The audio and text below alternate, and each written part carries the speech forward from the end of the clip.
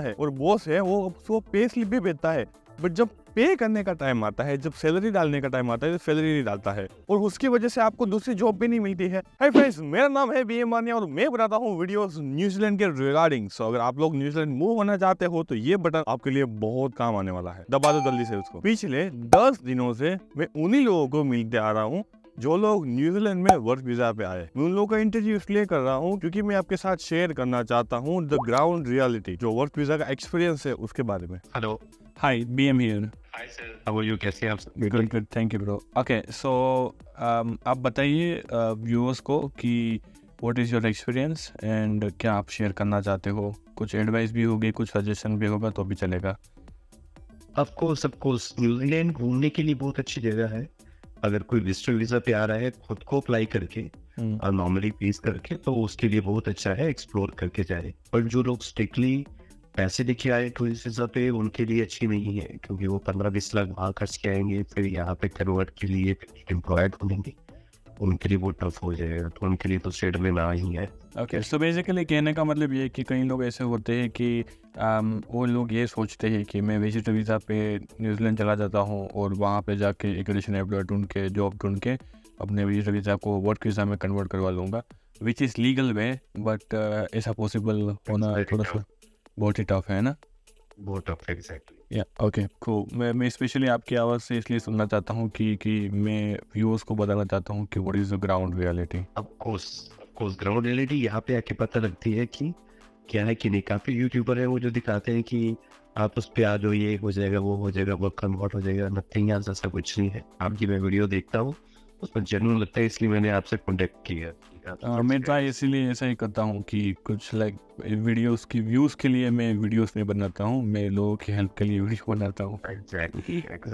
नहीं, चलो कोई बात नहीं bro, thank you very much. Thank you, bye. दोस्तों, मेरा काम जो है ना वो स्टूडेंट वीज़ा का है।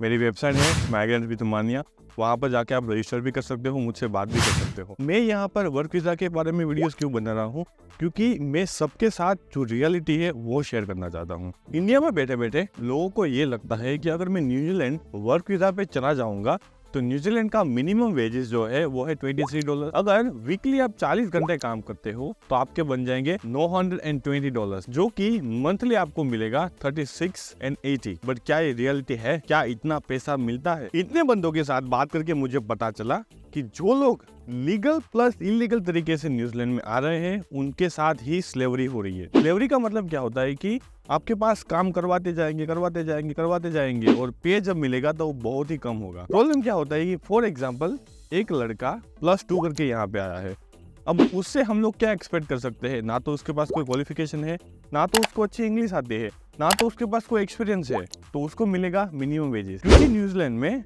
एक्रेडिशन एम्प्लॉय वर्क वीजा वालों को जॉब मिलना मुश्किल ही नहीं, नामुमकिन हो चुका है। तो बंदे को जो भी जॉब मिल रही है उस जॉब पे वो काम करता जा रहा है।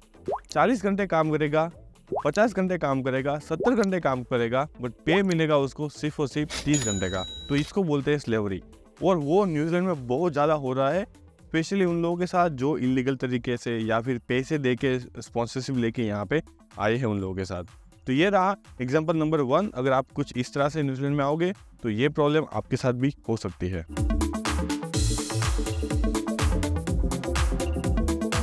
दूसरा ये है, एक लड़का था, वो मुंबई से था और वो यहाँ पर साइबर सिक्योरिटी की जॉब लेके आया था, बट वो एकदम लेजिट तरीके से, एकदम लीगल तरीके से आया था।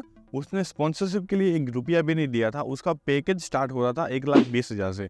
वो अभी यहाँ पे 40 घंटे काम करता है, वो 40 घंटे का ही पे मिलता है, प्लस 8% जो हॉलीडे पे होता है वो भी मिलता है। सो बेसिकली वो लीगल तरीके से आया था, तो उसके साथ कोई भी प्रॉब्लम नहीं हो रही है।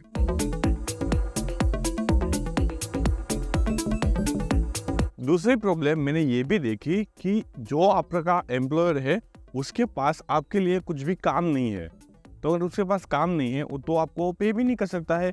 तो वो क्या करता है कि आपको परेशान करना स्टार्ट कर देता है, आपको गालियां देता है, आपके पास ज़्यादा काम करवाता है, और आपका जो वर्क एनवायरनमेंट होता है उसको ऐसा कर देता है कि आपको मन ही ना हो कि कल सुबह उठ के काम पे जाए। इससे क्या होगा कि आप परेशान होकर आप रिजाइन कर दोगे, और जैसे ही आपने रिजाइन किया, आपने जो भी 20-25 लाख रुपये का खर्चा किया है वो तो आपका पूरा चला जाएगा, आपका वीज़ा भी उस कंपनी से निकल जाएगा। ये प्रॉब्लम भी बहुत सारे लोगों के साथ मैंने देखी।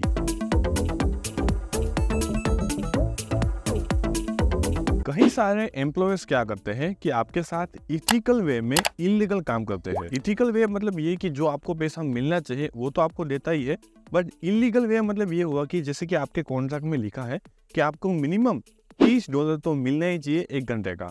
तो वो लोग क्या करेंगे, आपकी जो पे स्लिप आएगी उसके ऊपर लिखा हुआ होगा कि आपने 30 घंटे काम किया है और आपको $30 मिला है, यानी कि $900 पर वीक आपको पैसा मिलेगा। बट आपको काम करवाते हैं अराउंड 39 आवर्स का। तो अगर आप 39 आवर्स काम करते हो तो आपका जो पे होगा वो मिनिमम वेजेस जितना बनेगा। तो वो एक इथिकल वे है।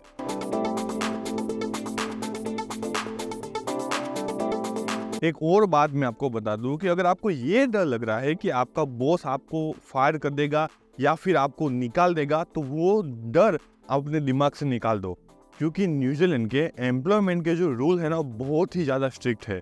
अगर कोई आपको कंपनी से या फिर जॉब से निकालना चाहता है तो उसके लिए लंबी प्रोसेस है। प्रोसेस ये है कि सबसे पहले वो आपको राइटिंग में मैसेज करेगा कि भाई तूने ये गलती की है, अब ये मत करना, अदरवाइज हम आपको निकाल देंगे।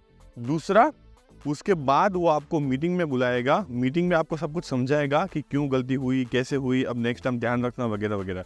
उसके बाद उसी गलती के ऊपर आपको ट्रेनिंग दी जाएगी और उस ट्रेनिंग में फिर से सब कुछ आपको सिखाया जाएगा। और ये चीज़ें 3 बार अगर हुई, सेम टू सेम गलती अगर आपने 3 बार की, उसके बाद ही आपका बॉस आपको कंपनी से निकाल सकता है। तब तक वो आपको फायर भी नहीं कर सकता है या फिर टर्मिनेट भी नहीं कर सकता है। तो अगर आपको ये डर लग रहा है कि आपको कंपनी से निकाल देगा तो वो डर मत रखना। दूसरा प्रॉब्लम सबके साथ ये होता है कि आपके साथ एक्सप्लॉयटेशन हो रहा है और अगर आपने कंपनी के अगेंस्ट कोई भी कंप्लेन की तो आपकी जॉब भी चली जाएगी और आपके पैसे भी चले जाएंगे। तो इस डर की वजह से लोग कंप्लेन भी करने से बहुत डरते हैं।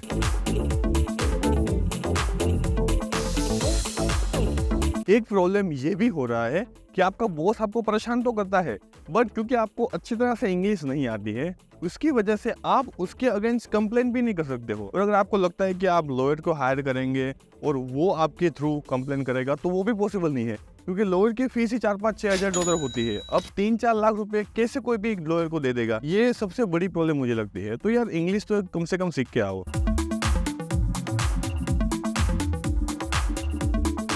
एक लड़के ने मुझे ये बताया कि वो काम तो करता है कंटिन्यूसली, 40-50 घंटे काम भी करता है और बॉस है वो उसको पे स्लिप भी भेजता है, बट जब पे करने का टाइम आता है, जब सैलरी डालने का टाइम आता है तो सैलरी नहीं डालता है।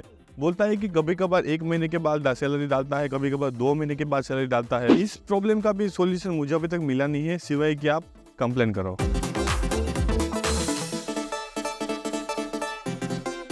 और एक्रेडिटेशन वीजा में क्या होता है कि आप उसी बंदे के पास काम कर सकते हो या फिर उसी कंपनी में काम कर सकते हो जिसने आपका वीजा स्पॉन्सर किया है, और उसकी वजह से आपको दूसरी जॉब भी नहीं मिलती है, क्योंकि अगर आप दूसरी जॉब के लिए जाओगे तो आपको फिर से वीजा की प्रोसेस करनी पड़ेगी। तो इस वजह से अगर आपका बॉस आपको कुछ भी बोलता है ना तो आपको सुनना पड़ता है, अगर आप कंप्लेन करने के लिए रेडी नहीं हो तो। So I guess this was the biggest issue that I found in the reality. ये ग्राउंड रियलिटी है न्यूजीलैंड की। बाकी तो आपको पता ही है कि हार्ड तो सब जगह पे है, हार्ड वर्क भी है, स्ट्रगल भी है, सब कुछ है। Be ready for that. मिलता हूँ दूसरे वीडियो में, तब तक के लिए जय हिंद।